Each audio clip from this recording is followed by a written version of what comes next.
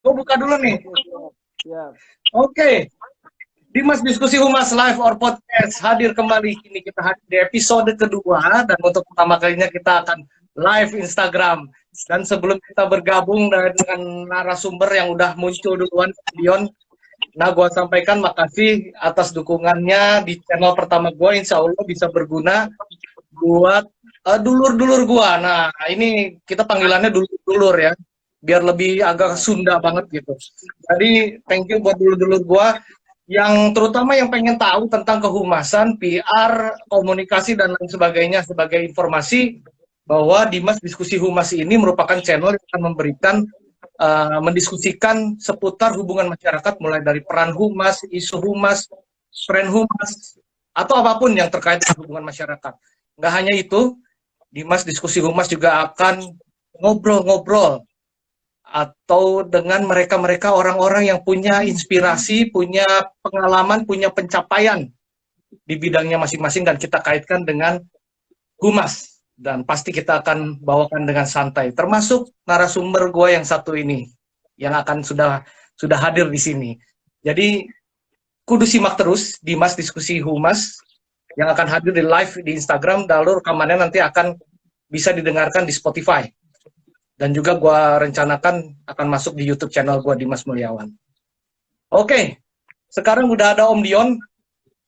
Makasih Om Dion. Assalamualaikum warahmatullahi wabarakatuh. Waalaikumsalam warahmatullahi wabarakatuh. Halo dulur-dulur. Dulur, kumaha damang? Alhamdulillah lur, dameng. Posisi Pangestu. di mana nih? Posisi di mana sekarang?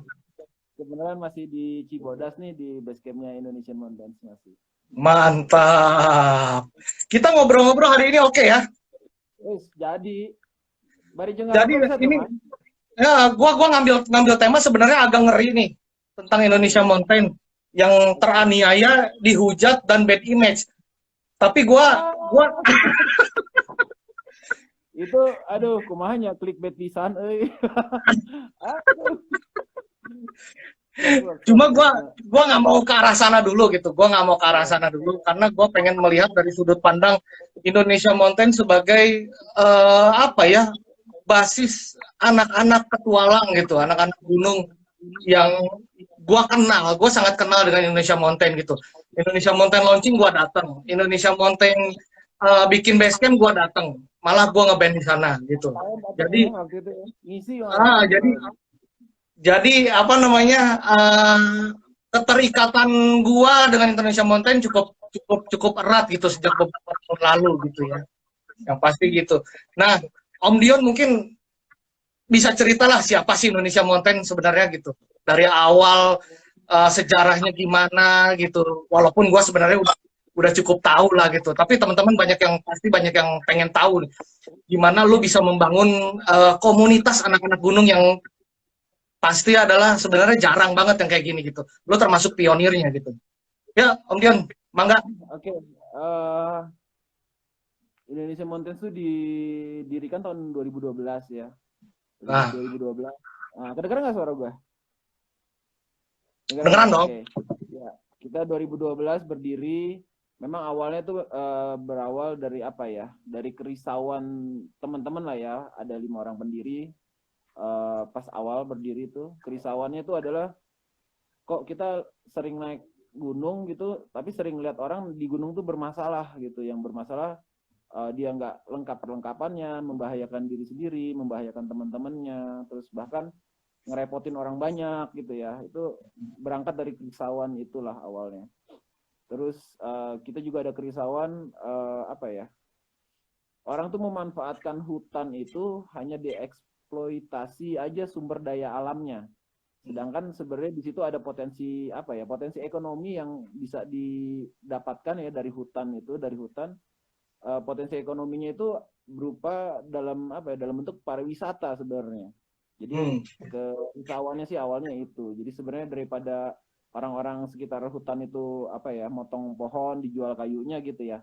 Mending pohonnya dipiara jadi bagus, lebih lebih lebih rimbun lagi, nanti makin banyak yang datang. Nah, itu benar. awalnya di Mountains itu. Jadi daripada dieksploitasi sumber daya alam, lebih baik kita tata dan kita apa ya dapetin manfaat ekonominya lewat pariwisata. Sebenarnya sih itu awalnya 2012 kita berdiri seperti itu sih backgroundnya. Tapi ide awal sendiri, jujur dari lu sendiri atau ada lu bersama teman-teman juga gitu? Gimana ya? Gua tuh sampai lupa gitu ya. Kata Indonesian Mountains itu dari mulut siapa dulu yang pertama gitu, sampai lupa lah kita. Jadi ada 6 orang pendiri ya, 6 orang pendiri terus berkembang satunya memilih jalan sendiri, akhirnya kita sisa berlima ya. Nah dari situlah awalnya dibentuk Indonesian Mountains itu. Gitu. Itu sebenarnya kolektif ya, kesadaran kolektif dari 5 orang kita ini para founder waktu awal ya 2012. Ya, Gitu. seingat gua saat itu kok nggak salah untuk sosial media aja baru Facebook gitu ya. Betul, Seingat gua. betul. Dan komunitas seperti ini tuh masih jarang. Bener nggak? Ya, jarang banget. Benar. Kita waktu itu cuma ngandelin fanpage aja, FB doang ya, cuma fanpage aja. Terus baru mulai muncul ada grup-grup Facebook tuh ya. Nah itu kita buka grup juga di situ. Cuman lebih kencang di fanpage, itu cepat banget kita. Dalam 1 bulan tuh sudah fanpage kita tuh udah 10.000 like dalam 1 bulan, cuma dari awal launching itu secepat itu ya. Ya belum ada, IG juga belum ada ya kayaknya waktu itu ya. Belum ada. Belum ada ya. Ya. Kalau lu bilang 2012 lu apa namanya Indonesia Mountain didirikan, 2012 tersebut juga Facebook sudah ada, otomatis memang hanya Facebook sih sosial media yang apa namanya yang bisa apa ya mewakili lah ya komunitas. Betul, memang waktu itu kekuatannya memang di Facebook aja sih, kita dari Facebook awalnya.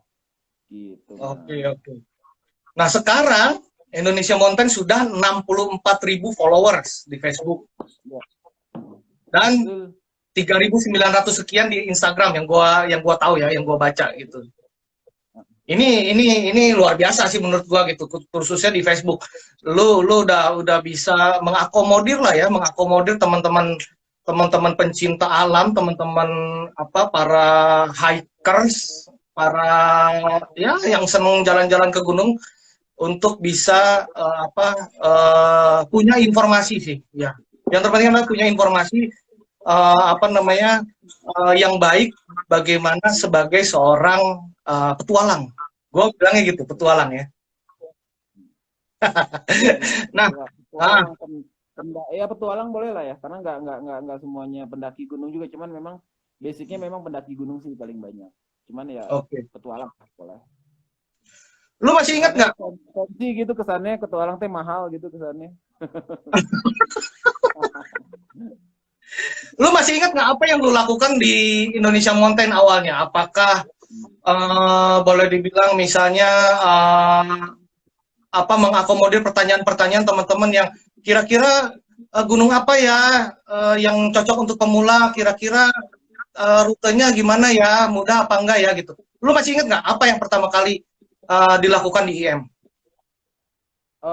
Banyak sih ya.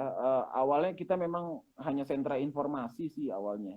Jadi ngumpul, kalau nyari informasi tentang gunung bisa cari di Indonesia Mountains.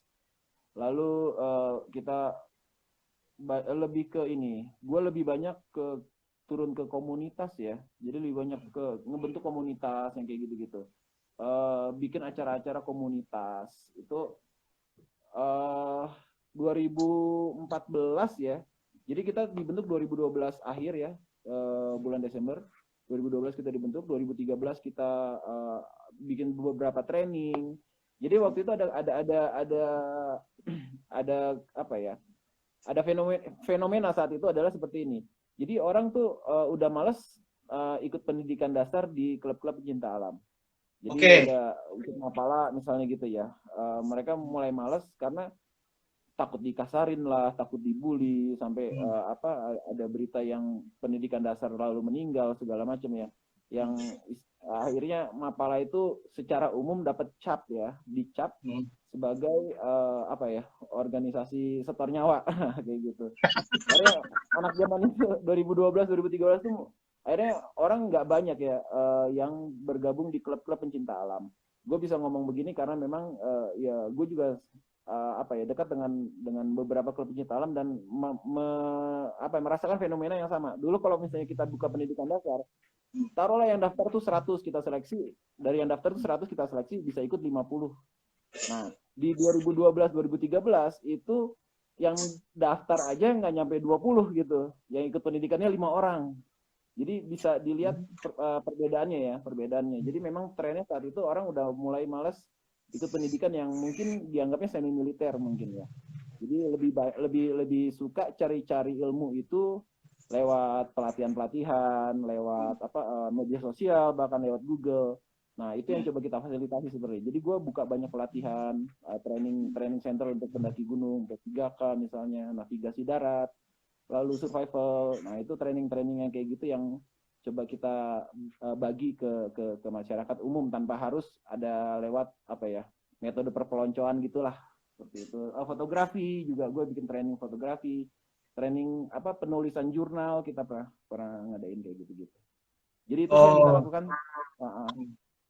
Nah, selain tadi kendala yang menurut lu kan tadi mereka malah melihat bahwa sifat ngerinya dulu ya gitu. Kalau ikut pelatihan-pelatihan tuh, mungkin dengan ikut Indonesian Mountain ya ini lebih tidak ada seperti hal tersebut gitu.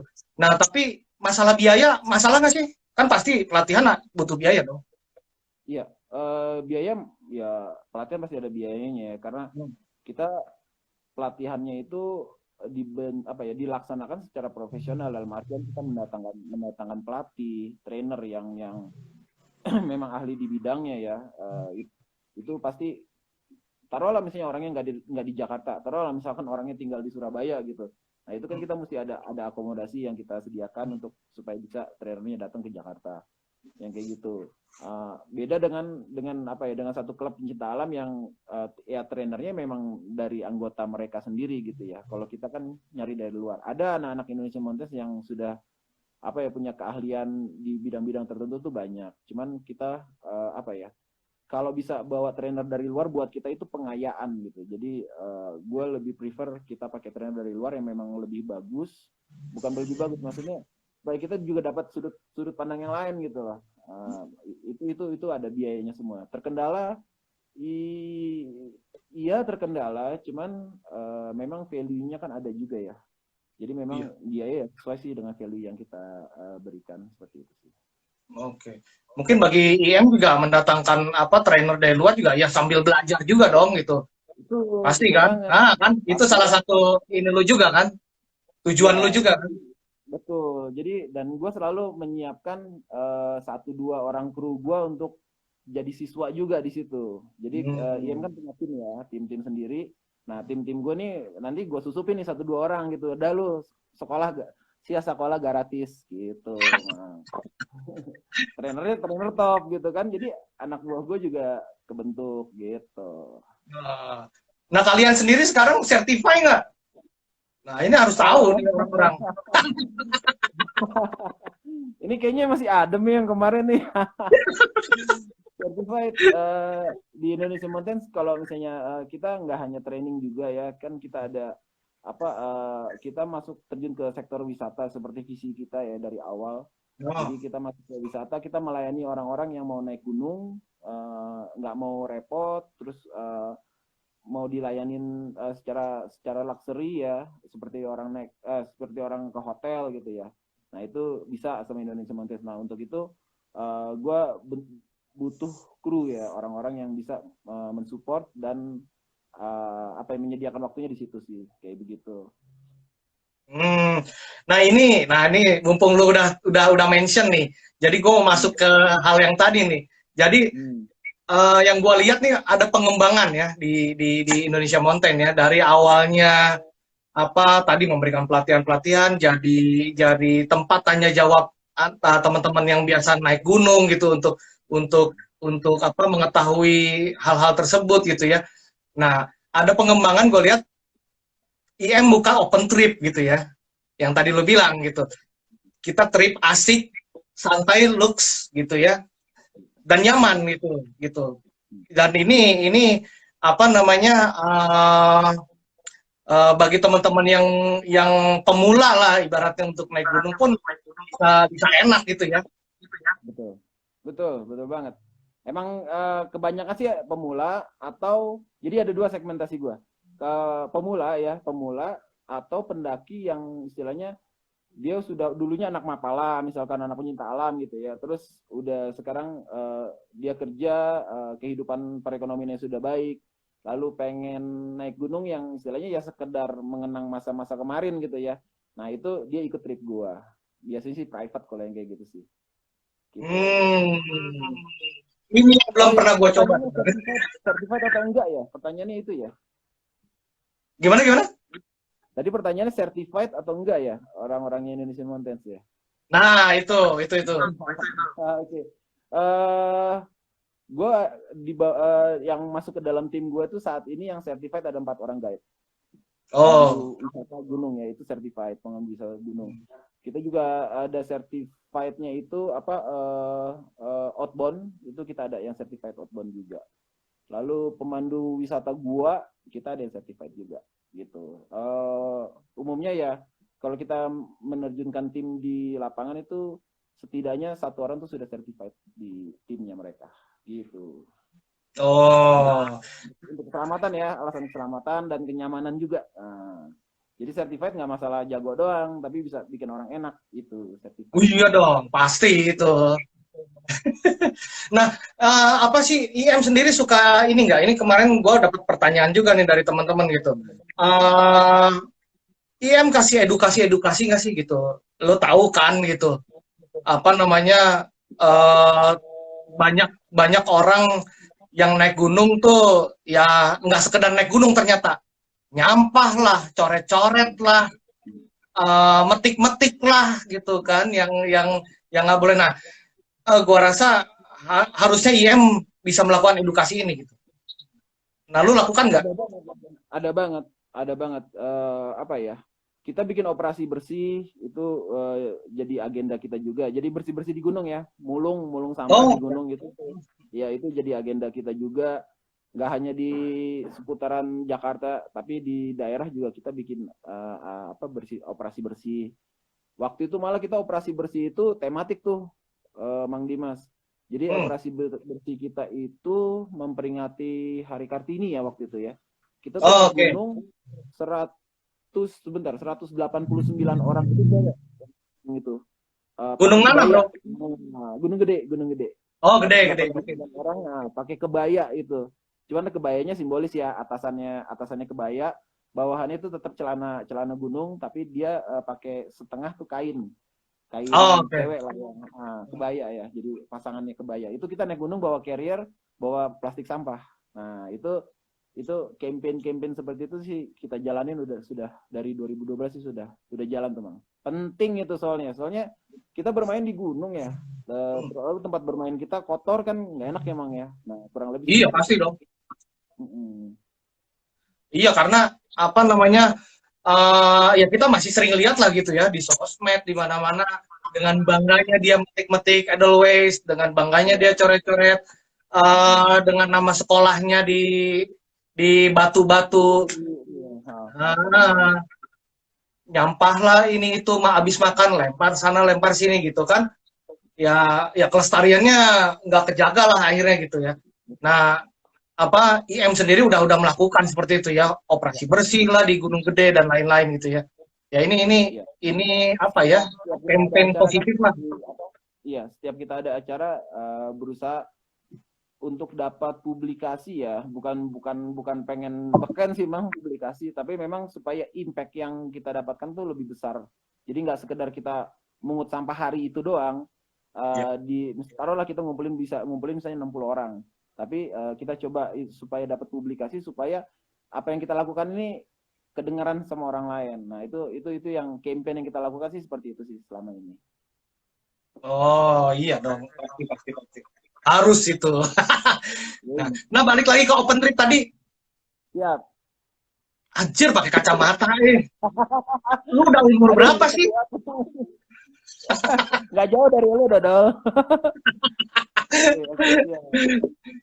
Balik ke open trip tadi. Nah, paling sering tujuan kemana open trip saat ini, Open atau trip, IM lagi buka tujuan kemana gitu hmm, biasanya? eh, paling sering ya kalau Indonesian Mountains ya ke gunung ya, paling sering ke Nah, gunung. gunung mana Eh, maksudnya? kita sih di 2021 ya ini sebenarnya pengen coba Seven Summit Indonesia, jadi 7 puncak Indonesia. Cuman memang waktunya pertama emang agak mepet ya. Eh, Kondisi pandemi juga, mungkin yang kita buka tuh beberapa gunung aja untuk trip 2021 ini. Salah satunya tuh kita mau ke Argopuro, ke Semeru, Kerinci, ke Rinjani, Tambora, ya gunung-gunung seputaran gunung itu dan gunung di Jawa ya. Cuman gini sih, kalau IM sendiri itu kebanyakan lebih banyak tamu yang private daripada yang open. Jadi ada 2 jenis sih, Mang Dimas.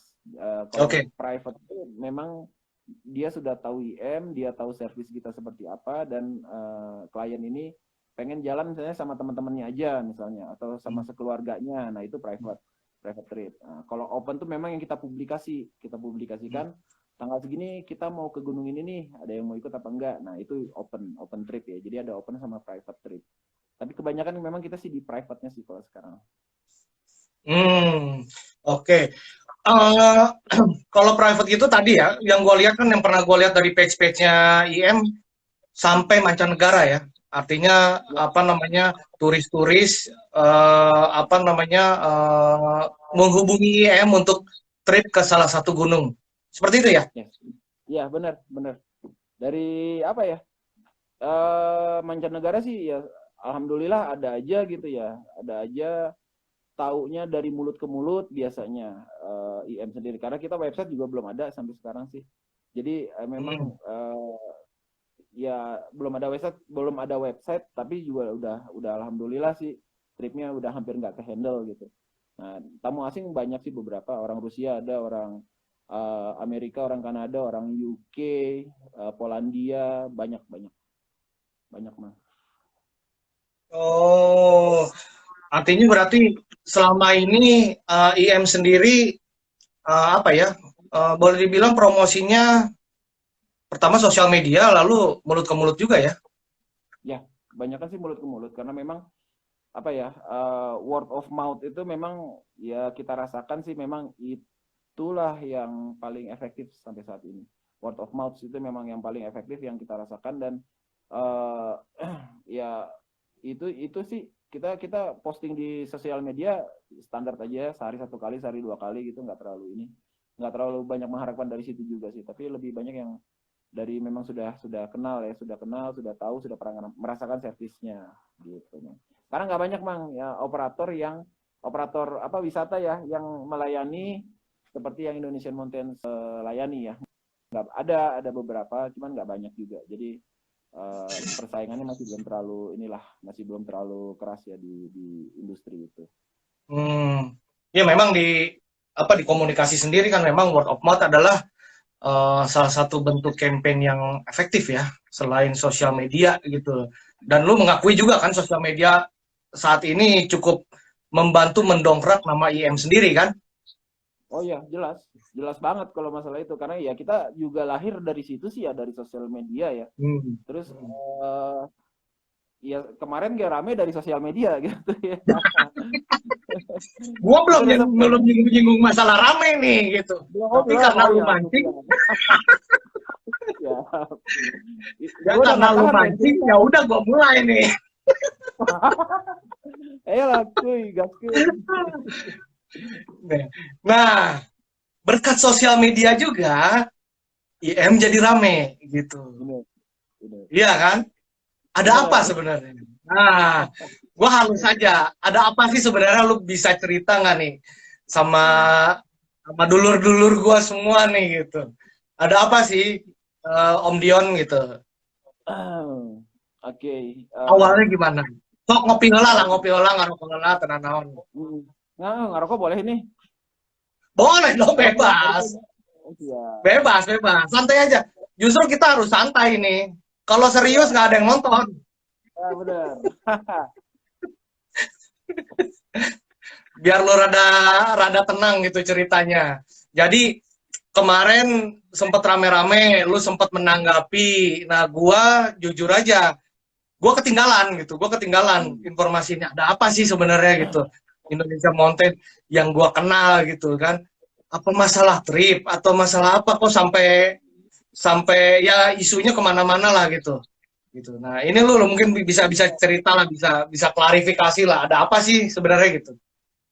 Oke. Awal ya. Akhir Desember sih sebenarnya, akhir Desember kemarin kita bikin trip, IM tuh bikin trip ke Rinjani ya. Bikin trip ke Rinjani, Oke. terus ya trip itu ada masalah lah saat itu. Tripnya ada masalah. Jadi kita ada masalah di izin pendakian saat itu. Kita dihentikan di pos 2. Ini sebenarnya sederhana sih ya. Kita dihentikan di pos 2 dan disuruh turun lagi. Sebenarnya gitu. Cuman somehow di pos 2 tuh ada yang motret, terus dia upload di sosial media. Terus entah gimana terjadinya, tahu-tahu viral aja, Bang. Terjadi begitu aja viral aja, nggak tahu ya. Kayaknya memang udah banyak yang memperhatikan Indonesian Mountains. Jadi begitu ada satu berita yang miring itu, yang nyikatnya gitu tuh rame yang nyikatnya benar-benar disikat abis ya. Nah, gue potong, sorry. Sorry, gue potong. Lo pas trip itu ke Rinjani, itu bawa berapa orang? 52 orang klien. Dari Jakarta? Dari Jakarta, 52 orang. Semuanya dari Jakarta. Ada campur lah ya, dari beberapa kota, tapi mostly dari Jakarta. Tapi sebetulnya izin sudah apa namanya, sudah dimiliki ya? Nah, gini Mang, jadi posisinya waktu itu Rinjani full kuota. Akhirnya ya kita koordinasi lah sama warga sekitar lah ya. Dapat izin itu. Ternyata ya ada satu dan lain hal sehingga izin itu nggak diakuin atau gimana lah. Itulah pokoknya kejadiannya. Intinya ya kita ketahan. Kalau izin pendakian tuh karena memang kuota yang resmi dari kantornya itu sudah habis. Tapi ya gitu sih, anak gunung yang nggak usah agen wisata ya. Nggak usah yang perorangan lah ya, yang agen wisata aja ada aja yang pakai cara seperti itu. Jadi berkoordinasi dengan masyarakat sekitar gunung. Nah, cuman kembali lagi ya yang lolos 100 yang ketangkep 1. Nah, kebenaran gue yang ketangkep 1 itu kayak gitu. Emang udah ya gimana ya, udah ada aja sih ya. Mungkin ada yang tahu lalu dia awalnya sih itu. Jadi ada yang motret terus dia upload di sosial media dan toto rame aja. Gitu. Nah, ini yang lucu. Sebetulnya kalau yang pertama yang menurut gua, pandangan gua ya gitu. Ini kan kejadiannya di pos 2 ya. Di pos 2. Berarti sebenarnya udah naik kan? Udah naik. Nah, sebetulnya udah naik. Terus ya lucu aja. Di pos 2 di stop suruh turun lagi dan terusnya ada yang motret gitu. Apakah Om Dion berpikir ini ada cara-cara dari kompetitor atau gimana?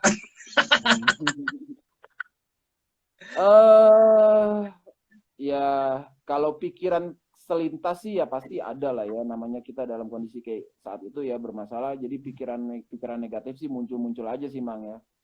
Cuman kalau misalnya kita berpikir sejauh itu, gue belum lihat ada indikasinya sih sebenarnya. Ya dalam artian ya kita mau nuduh satu pihak tapi nggak ada bukti apa kan nggak bisa juga ya Mang ya. Jadi ya itu sih gue jadiin bahan evaluasi aja sih sebenarnya, bahan evaluasi dan bahan pelajaran, dan kita belajar dengan sangat keras saat itu, sangat keras sekali. Gimana juga membentengi mental ya dengan tidak menghiraukan netizen. Nah itu juga pelajaran juga buat kita gitu loh. Jadi gue nggak baca tuh komen-komen jahat itu, gue nggak baca sama sekali. Karena memang saat itu kita fokuskan ke klien sih, Mang. Jadi itu yang gue jaga tuh di situ sih sebenarnya. Ya alhamdulillah sampai hari ini ya kita selesai dengan 52 klien. Nah, itu yang gue jaga sih itunya. Kalau misalnya omongan netizen atau apa, itu hanya mendongkrak traffic gue aja. Kalau gue sih gitu. Tapi Ya. yang muncul di sosial media itu komplain dari si klien atau orang lain ada yang menggiring opini ke arah sana? Alhamdulillahnya sih gini, Mang. Dari 52 orang klien, itu tidak ada yang komplain secara terbuka ya. Jadi pun misalnya ada komplain secara terbuka, nggak ada sih. Alhamdulillah memang nggak ada. Karena kita selesaikan dengan 52 klien kita ini. Jadi alhamdulillah nggak ada yang komplain secara terbuka. Kalau komplain ke WA mah pasti ya, namanya kita mengecewakan orang gitu ya, mengecewakan klien. Itu pasti, tapi yang komplain langsung ke sosmed gitu alhamdulillah nggak ada, Mang. Jadi memang ini murni apa ya, dinamika sosmed aja kayaknya sih, murni seperti itu. Iya kayak gitu sih. Benar-benar nggak ada. Ya ada, ya kita tahu lah ya, ada beberapa, banyak banget fake account tuh banyak. Jadi gue memang secara pribadi gue nggak baca tuh komen-komennya. Cuman tim gue tuh di capture tuh semua komen-komenan yang kira-kira nadanya fitnah atau nadanya yang udah ngaco deh ya, udah ngaco itu. Nah itu di screenshot sama teman-teman, dan begitu kondisi sudah selesai baru gue baca. Nah itu trik gue tuh ngadepin netizen kayak gitu. Jadi gue nggak baca sehingga kesehatan mental gue nggak terpengaruh ya, dan gue tetap fokus menyelesaikan dengan 52 orang klien gue kayak gitu, Mang. Jadi kita fokus ke sana. Oh, jadi yang lu jagain memang yang klien 52 orang itu aja ya. Lu nggak peduli dengan apa komentar di sosial media yang sampai apa namanya ibaratnya ya terus-terusan gitu ya, terus-terusan itu komennya. Dan jujur apa namanya itu impact banget loh buat IM gitu loh. Itu kena banget ke brand IM yang lu udah bangun, apa namanya ya image jadi jelek lah ibaratnya gitu ya. Nah terus akhirnya lu melakukan apa nih setelah itu bergulir di sosial media. Nah yang dilakukan IM apa sih seperti itu awalnya? Oke, memang kita putuskan untuk nggak nanggapin netizen saat itu ya, yang bergulir di media sosial itu nggak kita tanggapin. Karena sebenarnya gini sih, Mang, tanggung jawab gue itu nggak ke netizen loh. Bener nggak sih? Mereka minta gue klarifikasi gitu. Contoh ya, contoh permintaan yang banyak ya. Oh, IM nih harus segera klarifikasi. Gue mikirnya cuma gini sih. Lu minta klarifikasi. Emangnya lu rugi apa dari Indonesia Mountains? Itu yang gua tanamkan ya. Gua tanyakan ke netizen yang lu minta klarifikasi. Emang secara finansial lu gua rugikan? Enggak. Yang gua rugikan adalah klien gua. Nah, klien-klien gue inilah yang gue selesaikan orang per orang satu. Jadi yang gue lakukan itu, Mang, itu gue nggak angkat bicara tuh 3 minggu ya, kita nggak angkat bicara sama sekali, nggak posting apa-apa di sosial media, biarkan bola liarnya lari kemana-mana, makin ramai makin bagus gitu ya. Yang kita lakukan selama 3 minggu adalah kita komunikasi, kita ketemuan, negosiasi dengan 52 orang klien kita, itu gue temuin satu-satu. Ada yang gue temuin misalnya segrup mereka bertiga, berempat, itu ketemu sama gue, kita ngopi bareng, gue minta maaf, lalu ada kerugian apa, gue bisa upayakan untuk ganti kerugiannya, lalu gue kasih juga sebagai apa ya, komplimen lah ya, sebagai pelengkap, sebagai pengobat kekecewaan ya, itu gue kasih free trip, yang kayak gitu-gitu, Mang. Itu gue selesaikan orang per orang, 52 orang. Nah, itu cara gue ngebangun kembali brand gue itu dari situ. Dari itu caranya. Jadi dari 52 orang ini gue selesaikan. Jadi gini, yang coba gue bangun adalah gini. Banyak orang menyelenggarakan open trip misalnya, jalan kemana bareng misalnya, bayar sekian misalkan. Lalu tidak sesuai dengan yang dijanjikan emang ya. Lalu kabur orangnya. Itu mah banyak kejadian yang kayak gitu. Kabur orangnya, dia belum bayar bis misalnya, itu pokoknya kabur aja, ilmu ngilang ya, hitung kayak eleh gitunya ilmu, pokoknya nggak ada, hilang gitu ya. Itu banyak yang kayak gitu. Nah, gua nggak mau kejadian seperti itu. pertama. Dan yang kedua, yang viral gara-gara kasus yang kayak begini tuh belum pernah ada di Indonesia, baru terjadi sama Indonesian Mountains doang. Trip-trip yang lain adem-adem aja, kalau walaupun mereka ilegal atau gimana ya, mereka adem-adem aja, nggak dapat izin resmi atau gimana, mereka adem-adem aja karena nggak pernah di viralin. Seumur hidup di Indonesia baru inilah kejadian ada trip yang bermasalah lalu viral. Nah itu bola liarnya itu buat gue sih apa ya, biar orang tahu IM aja. Tapi yang gue majuin adalah apa yang kita lakukan terhadap klien kita. Jadi gue ngerubah bad image ini dengan cara bahwa gue perkenalkan lah, gue biarkan orang Indonesia tahu bahwa kami melakukan tanggung jawab kami. Nah itu gue melakukan brand image gue dari situ sih sebenarnya. Jadi kalau misalnya calon-calon potensial klien IM yang mau ikut trip IM Indonesian Mountains, mau ikut trip Indonesian Mountains, nggak usah takut nggak ditanggung jawabin gitu. Jadi insya Allah sama IM kita sampai kemanapun nggak bakal lari, kita tanggung jawab. Nah itu yang belum pernah terjadi, viral yang kayak gini belum pernah terjadi. Lalu penyelesaian dengan klien ini juga tidak pernah terpublikasi. Selama ini ya adem-adem aja. Itu sih Mang, image yang coba gue bangun di situ. Benar sih, memang tidak semua komplain atau komentar buruk itu harus selalu kita tanggapi gitu ya. Gitu. Kita pasti bisa menelaah lah mana yang harus kita selesaikan gitu kan, mana yang ini daripada terus menjadi bola salju ya, mendingan gua keep cooling down dulu aja gitu ya, gitu, melihat situasi sampai mereda barulah kita ambil tindakan gitu. Ini yang dilakukan IM ya, gua rasa ya gitu. Jadi bergerilya di belakang, ketemu dengan para tamu lu gitu ya, tamu lu 52 orang itu, dan juga ya udah akhirnya lu selesaikan dengan baik-baik gitu. Sampai akhirnya sekarang selesai kan, nggak ada komentar apa-apa lagi kan, itu selesai dengan sendirinya kan. Alhamdulillah. Bahkan seminggu sesudahnya dapat orderan lagi dari yang kemarin kesel di Rinjani, udah selesai gitu, ngorder lagi langsung Bang. Alhamdulillah. Nah itu artinya sebenarnya brand IM itu udah boleh dibilang terpercaya lah gitu ya. Jadi sebenarnya ya mereka juga paham lah bahwa teman-teman IM nggak mungkin seperti ini gitu kan. Ya, karena memang sudah biasa jalan sama kita, sudah tahu service level kita seperti apa. Jadi mungkin ya wajar lah kita bikin masalah ya. 8 tahun kita berdiri, 9 tahun kita berdiri, lalu kita kesandung satu masalah itu, alhamdulillahnya dari sebagian klien kita bisa mentolerir itu dan nggak kehilangan kepercayaannya sih sama IM. Alhamdulillah seperti itu Mas. Dan ya alhamdulillah masih jalan sih, kita hampir tiap minggu kita jalan. Nah itu yang penting itu sebenarnya kepercayaan klien ya terhadap IM itu yang perlu dijaga gitu. Sempat ada yang ngomong nggak sih sebetulnya kalau ini takutnya wah ini settingan si IM nih buat naikin nama. Ada nggak yang kayak gitu? Gue nggak tahu.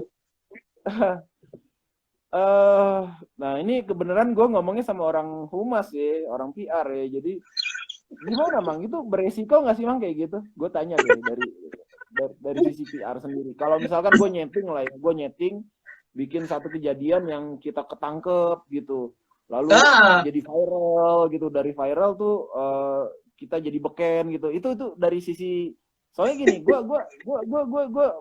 ada satu pikiran juga ya. Kemarin tuh sempet rame salah satu brand outdoor ya di Indonesia. Oh ya. Itu rame banget ya, yang sampai gue mikir, ini settingan nih. Karena apa? Lu tahu nggak ya? Sampai pabrik kondom aja bikin surat pemberitahuan yang sama. Pabrik kondom, salah satu brand kondom di Indonesia yang nggak ada hubungannya sama pendakian gunung, itu bikin surat yang surat himbauan surat apalah gitu loh. Itu yang semua viral kayaknya. itu dijadikan memes yang kayak gitu. Nah itu Ah, semua pihak bikin yang kayak gitu. Kalau misalnya yang kompetitornya itu bikin surat yang apa istilahnya counter dari surat yang mereka keluarkan yang viral gitu. Itu semua brand outdoor tuh bikin surat itu. Cuma satu brand outdoor yang gua tahu nggak bikin. Itu ada satu dan orang ownernya gua kenal dengan baik. Dia dia apa ya? Dia nggak mau ngambil keuntungan dari orang yang lagi jatuh kayak gitu. Itu hanya satu brand yang gue tahu yang nggak bikin surat kayak gitu. Sisanya bikin sampai produsen kondom aja bikin gitu loh. Yang depannya D, belakangnya X itu dia bikin. Nah, berarti itu kan efeknya kan sudah di luar dari dunia outdoor sendiri, dari dunia petualangan sendiri. Nah, iya. ini apakah ini settingan? Nah, Nah, itu gue tanya nih sama orang PR sendiri nih, ini beresiko nggak sih bikin yang kayak gini gitu? Kumaha mah.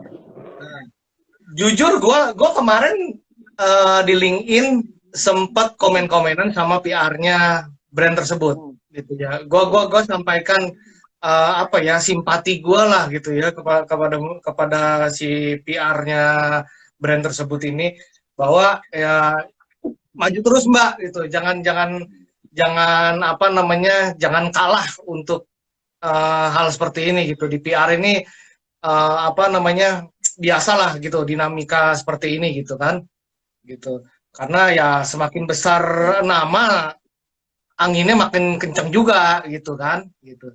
Nah gue sih berupaya berpikir positif aja lah gitu ya mengenai mengenai nama tersebut ketika kejadian itu gitu ya walaupun ada temen gue yang sempat bilang ini settingan gitu gitu ada yang bilang cuma bagi gue nih pribadi gitu kalau settingan itu gimana ya?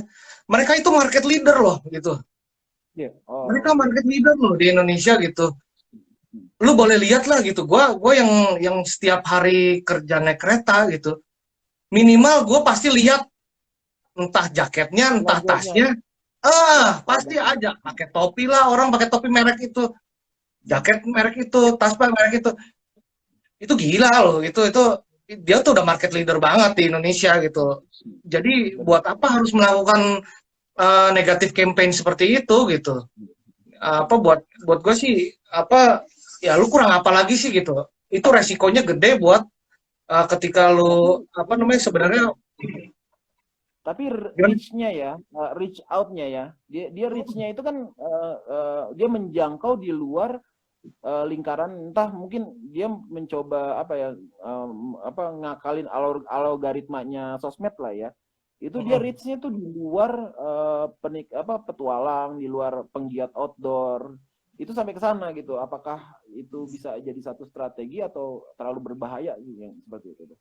Mungkin ya kalau gue nggak tahu kalau misalnya mereka punya strategi marketing seperti itu ya gitu artinya ada target-target yang sebenarnya mereka ingin sasar mereka memainkan kondisi seperti ini gitu ya tapi kalau secara PR ya gue melihat banyak teman-teman praktisi PR yang membahas masalah tersebut dan itu konyol gitu. Pertama adalah yang menyampaikan bukan orang PR tapi orang legal. Oh ya, Surat oke. itu kan nah, itu udah satu kesalahan gitu. Emang nggak punya PR ini si brand ini gitu kan. Sempat bicara gitu. Teman-teman praktisi itu banyak yang bilang, "Wah, gila ini konyol banget gitu. Ini apa sembrono banget gitu loh untuk melakukan hal ini. Ini dari kacamata PR sekali lagi. Ini dari kacamata PR seperti itu. Ini terlalu beresiko, terlalu berbahaya untuk apa sampai kejadian seperti ini gitu karena impact-nya bisa apa jelas brand image turun gitu kan penjualan mungkin bisa menukik gitu kan apa namanya akibat kejadian ini gitu tapi dari sisi marketing gue nggak tahu gitu karena kan berbeda gitu dari sisi marketing mungkin ini strategi penjualan gitu apalagi kondisi lagi pandemi tapi gua rasa ya balik lagi mereka itu market leader gitu loh lo dalam sehari mungkin bisa lihat orang pakai brand dia menempel di tubuhnya itu udah berapa orang gitu loh gitu jadi Dalam satu hari ya. iya Bisa gitu lihat jadi di mana. lu cari apa lagi sih gitu emang kondisi pandemi semua juga pasti turun tapi ketika melakukan ini lu terlalu beresiko gitu ini taruhannya adalah brand lo gitu. Taruhannya adalah brand lo yang bisa jatuh dalam sekejap gitu. walaupun misalnya setelah itu kan CEO-nya menyampaikan permintaan maaf bahwa sayalah yang salah gitu.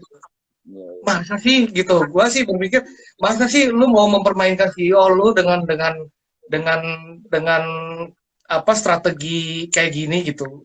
Ya gua masih sampai sejauh ini masih berpikir positif ya bahwa itu memang ada kendala, ada kesalahan dan mereka sudah mengklarifikasi dengan baik gitu loh. Jadi gue sampai sejauh ini sih walaupun ada suara-suara itu settingan, tapi gue sejauh ini pikiran gue masih positif terkait hal tersebut itu bahwa itu Nah, adalah kesalahan, itu kan sebuah kesalahan. terjadinya dengan brand besar yang wow itu sih udah luar biasa besar dan entah perputaran uangnya sudah berapa miliar puluh apa ratus miliar dalam 1 tahun Nah, gitu ya omsetnya wow. ya enggak sih.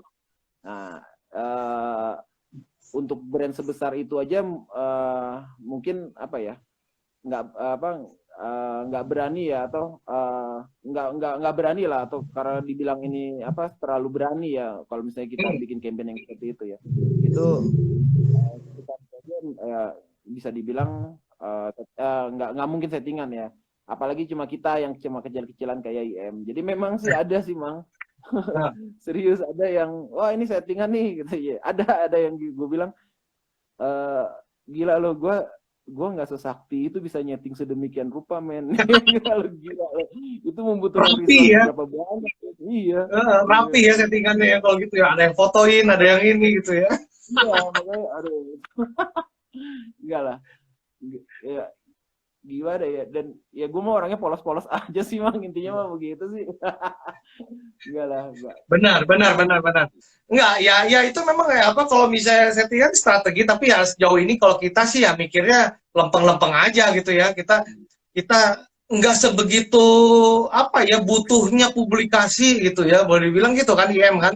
Ah, benar-benar sampai harus menghalalkan segala cara gitu. Enggak sih kayaknya gitu.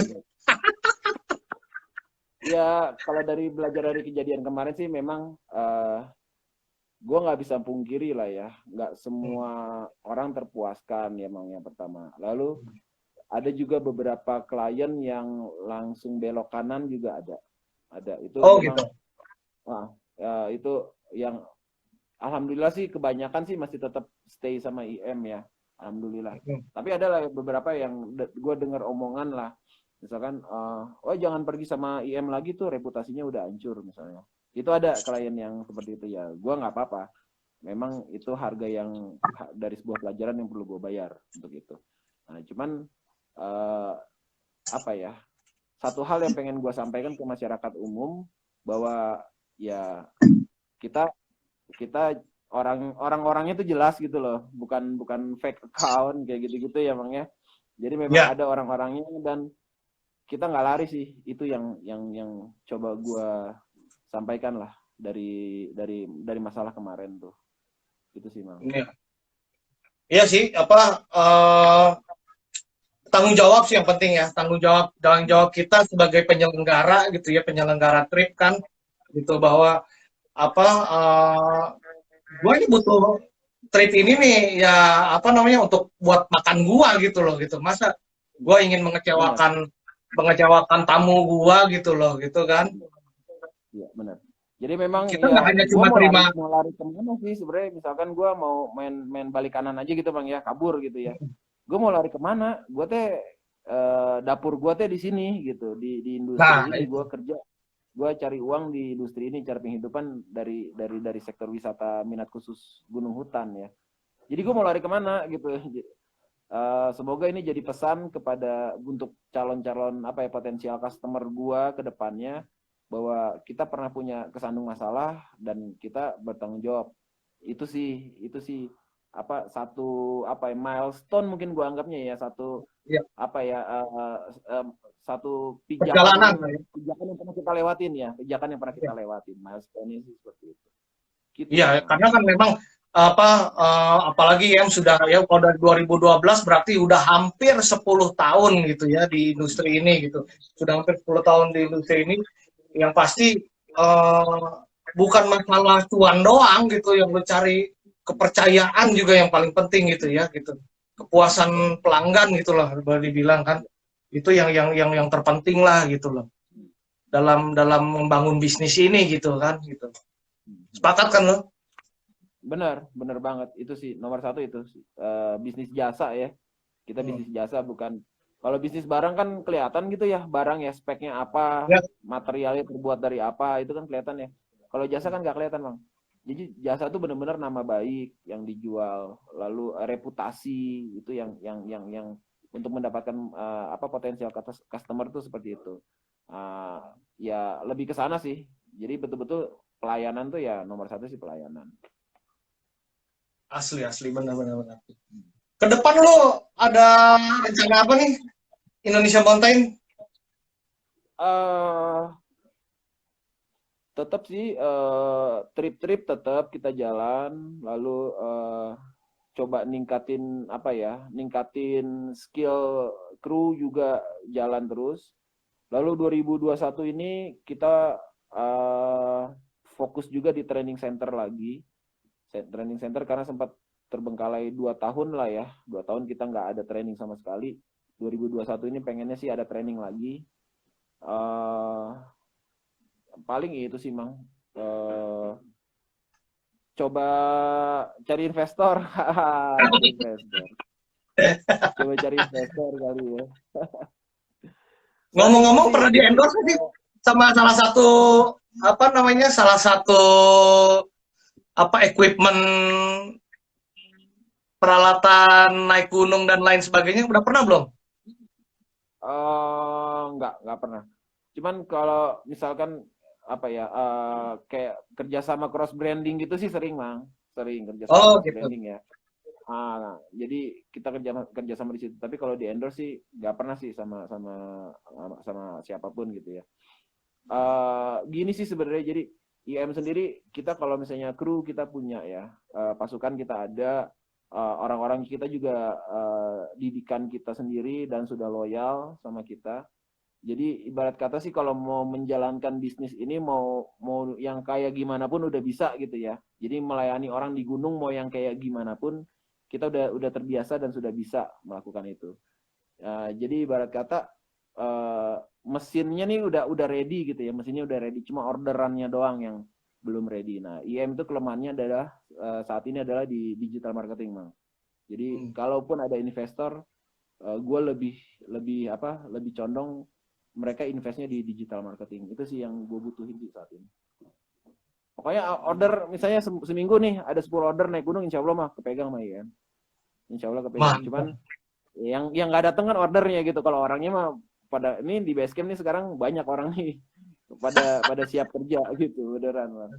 Yang penting orderannya yang belum ada. Oke. Berarti ke depan ya IM sendiri kan pasti akan meningkatkan lah ya digital marketing tadi ya gitu ya. Ya sambil belajar lah ya kita coba perkenalkan lagi layanan-layanan IM gitu kan. Ya mungkin ke corporate bisa aja kan. Salah satu channel yang bisa dijajah. Ada beberapa corporate yang employee gatheringnya sama kita, pengen ke gunung. Nah, udah ada. Nah itu. Nah berarti. Dan itu tanpa upaya digital marketing sama sekali ya. Emang sekedar postingan-postingan biasa aja yang nggak terstrategis secara baik bahwa ini satu paket digital marketing. Itu kan kalau udah bicara digital marketing kan luas tuh, Mang ya. Benar-benar mulai dari desain, dari konsep ya, dari konsep, desain, publikasi, bikin captionnya kumaha, targetnya gimana, AdSense-nya gimana. Nah, itu kan udah satu paket digital marketing. Nah, itu yang kita belum lengkap di situ sih sebenarnya gitu.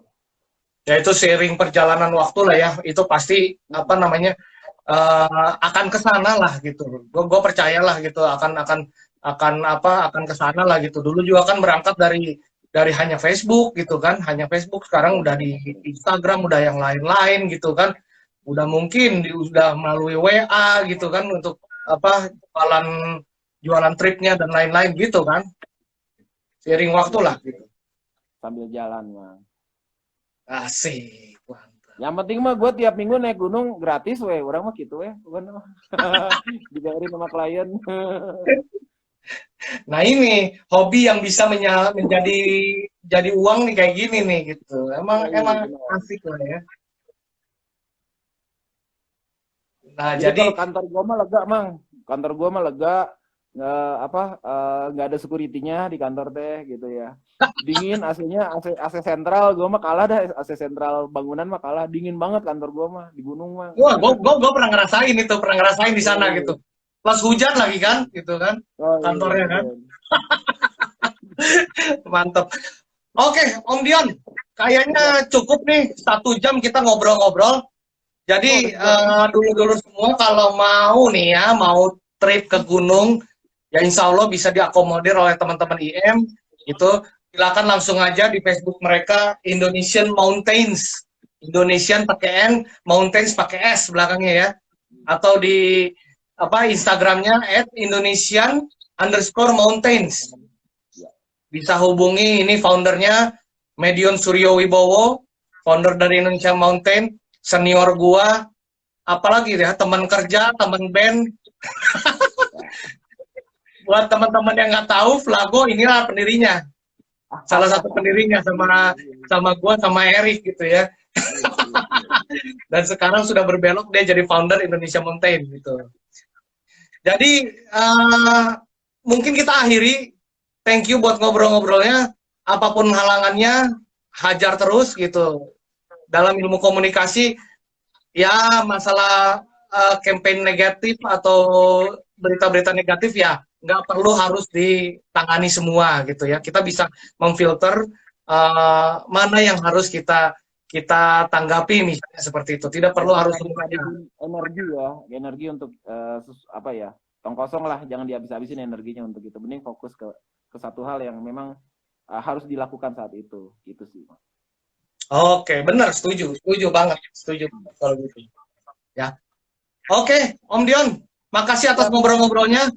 Makasih banyak dulur-dulur, thank you dulur-dulurnya Jadi Dimas. Thank you. ya gue tutup, simak terus Dimas diskusi humas yang akan hadir di Instagram Live, lalu rekamannya diskusi ini nanti bisa dengerin juga di Spotify. Ya, Spotify-nya Dimas dalam kurung diskusi humas kurung tutup dan siap juga gue masukkan di YouTube channel nih hasil ngobrol-ngobrol gue sama Om Dion. Ya, Siap, oke. siap. Teman-teman dulur-dulur juga kalau misalnya mau jadi narasumber, langsung kontak aja ke gue. Oke, Yon. Makasih banyak ya. Thank Ya, you. Thank you. malam salam buat teman-teman di Cibodas sana. Siap. Oke, Assalamualaikum warahmatullahi wabarakatuh. Waalaikumsalam warahmatullahi wabarakatuh.